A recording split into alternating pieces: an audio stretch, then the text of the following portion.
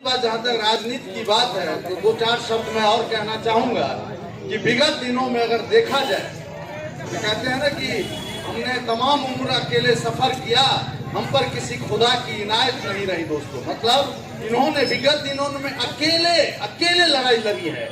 इन पर कोई God father नहीं है, पॉलिटिकल गॉड फादर नहीं है जो उठा लिया हो और टिकट दे दिया हो।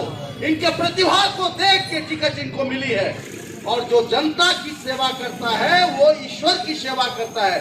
भगत सिंह से मैं प्रभावित रहा तो मैंने कहा जिस तरह जनता को जगाने के लिए संसद में बम फेंका, उससे भी न जागी जनता तो मरकर मैं जगाता हूँ। विदा कर दे मेरी माता, चरण पे शीश नवाता हूँ।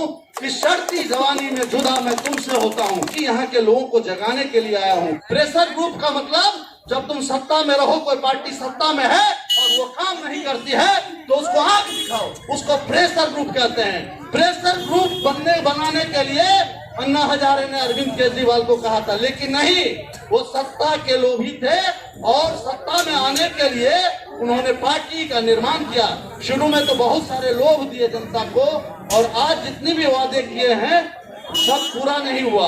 और जयंती झा जैसे कर्मठ उम्मीदवार को जो वादा इन्होंने किया था कि टिकट देंगे, उन्होंने टिकट नहीं दिया। दोस्तों, तो ये जो गलत किया है उसको आप लोगों को लड़ना होगा, ये अन्याय बर्दाश्त नहीं करना होगा और जयंती झा को भारी मतों से जिताना होगा। कांग्रेस पार्टी बहुत ही मान सम्मान के साथ मुझे टिकट दिए हैं और मैं अपनी जनता से हाथ जोड़ करके यही निवेदन करूंगी, जो इस मान सम्मान को जो हमें कांग्रेस पार्टी, हमारी पुरानी पार्टी, हमारा परिवार दिए हैं, उस मान सम्मान को आप 4 तारीख को बटन दबा करके हाथ छाप पे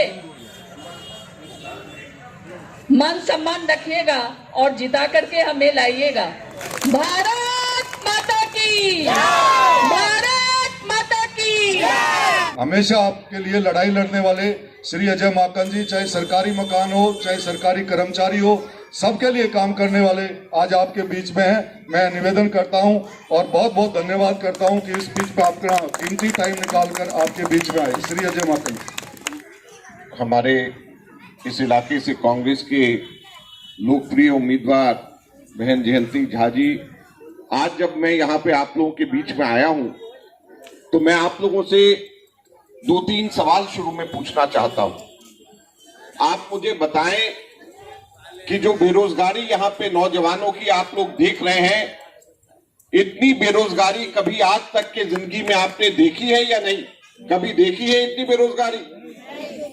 महंगाई चरम सीमा पे, हमारे अंतरराष्ट्रीय खुदरा मूल्य तेलों के नीचे जा रहे हैं, रसोई के गैस आसमान को छू रहे हैं, हमारे पेट्रोल डीजल सब्जियां दाल सबके महंगाई आसमान को छू रही है।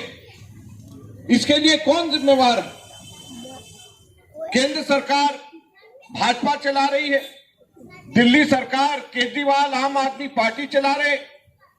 केजरीवाल से पूछो तो वो कहता है केंद्र सरकार जिम्मेवार, केंद्र सरकार से पूछो तो वो कहता है केजरीवाल जिम्मेवार।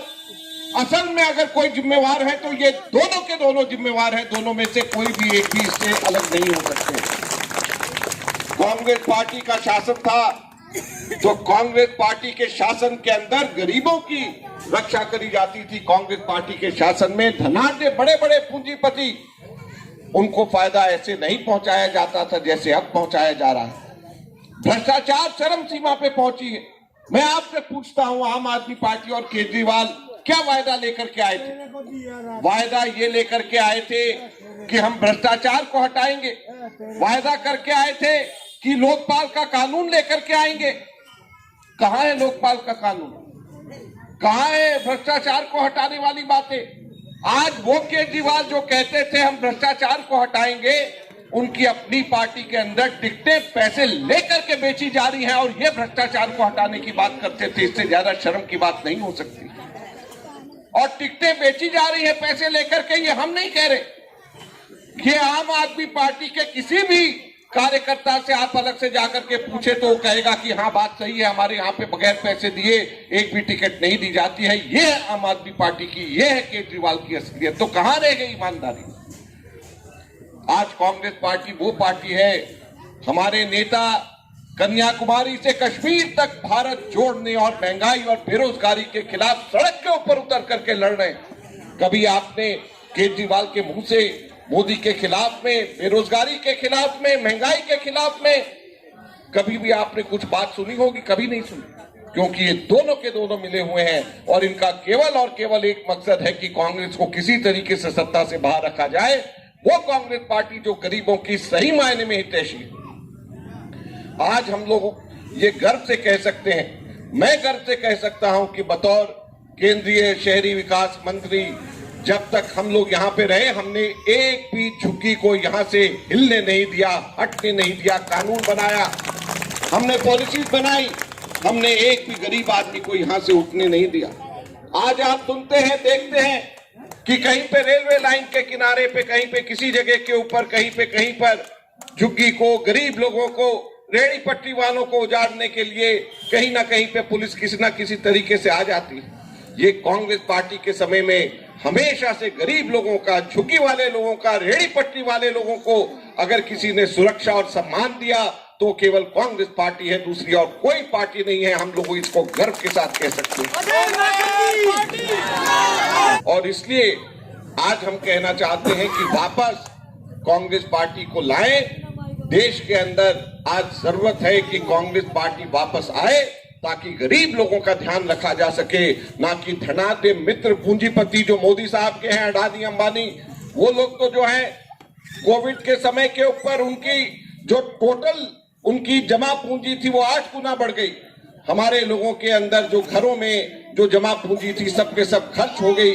लोग वापस पैदल पैदल अपने गांव में जाना पड़ा लोगों को। लेकिन हमारे इसी देश के अंदर जहां पर लोग पैदल पैदल गांव पे जा रहे थे, बेरोजगार हो रहे थे, वहीं पर इसी देश के अंदर हमारे सबसे बड़े धनाढ्य 8 गुना पूंजी जिनकी बढ़ गई और पूरी दुनिया के अंदर दूसरे सबसे बड़े अमीर बन गए और हमारे यहाँ पे गरीब और गरीब होता गया। आप लोगों को इस प्रकार के शासन से कोई अगर छुटकारा दिला सकता है तो केवल कांग्रेस पार्टी दिला सकती है, दूसरा और कोई नहीं दिला सकता। इस प्रकार से हम लोगों को ये समझना चाहिए। मैं आप सब लोगों का फिर से अंत में धन्यवाद करते हुए और ये उम्मीद करता हूं कि कांग्रेस पार्टी को और जयंती झा जो आपके अपने लोगों के बीच से हैं, इनको आप लोग यहां पर वोट देकर के जिताएंगे। धन्यवाद। जय हिंद, जय भारत।